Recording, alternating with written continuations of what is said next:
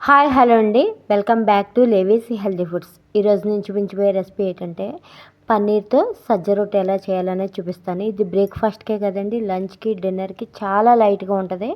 మనకి షుగర్ కంట్రోల్లో ఉండాలంటే మనకి మెయిన్గా ప్రోటీన్ ఫైబర్ అనేది ఎక్కువ తీసుకోవాలి, కార్బ్స్ అనేది తక్కువ తీసుకోవాలి. అసలు ఏంటి షుగర్ అనేది తర్వాత వీడియోలో చెప్తానండి.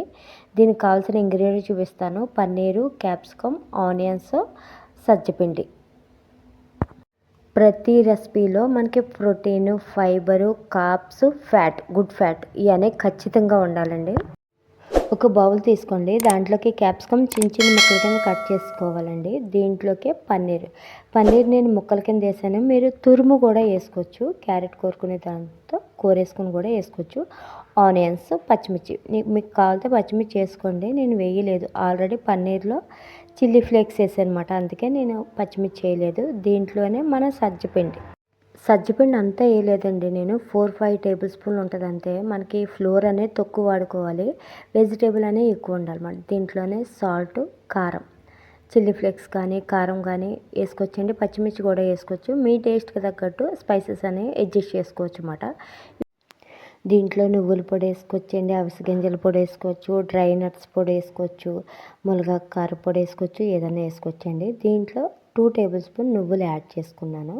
ఇప్పుడు దీంట్లోకి మనం కలుపుకోవడానికి వాటర్తో కూడా కలుపుకోవచ్చు. నేను కొద్దిగా పెరుగు తీసుకుని దాంతో కలిపేసుకుంటున్నాము. వాటర్ అనేది చాలా తక్కువ పడుతుంది, మనకి వెజిటేబుల్లోంచే వాటర్ వస్తుంది కాబట్టి ఈ విధంగా కలిపేసుకొని మూత పెట్టుకొని ఒక 10 మినిట్స్ పక్కన పెట్టేసుకోవాలండి. ఇప్పుడు స్టవ్ మీద ప్యాన్ పెట్టి హీట్ అయిన తర్వాత బటర్ అనేది అప్లై చేసుకోవాలి.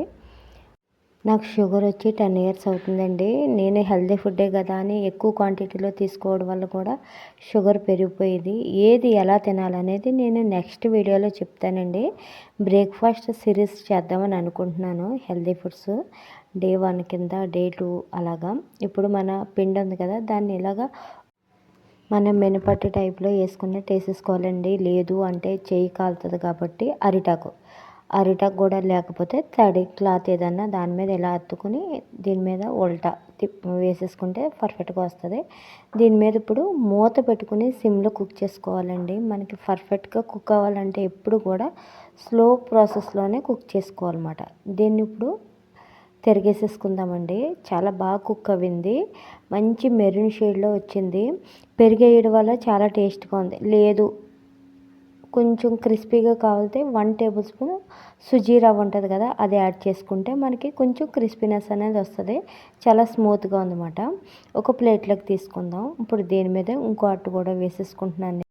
రెడీ అయిపోయిందండి. నిజంగా టేస్ట్ అంటే చాలా అద్భుతంగా ఉంది. దీనికి నేను నట్స్ కారం పొడి యాడ్ చేశానండి. మీరు లేదంటే నార్మల్గా చట్నీ కావాలితే చట్నీతో పనే లేదు, చాలా బాగుంది. ఇలాంటి హెల్దీ వీడియోస్ కోసం మన ఛానల్ లైక్ చేయండి, షేర్ చేయండి, సబ్స్క్రైబ్ చేసుకోండి. బాయ్ అండి.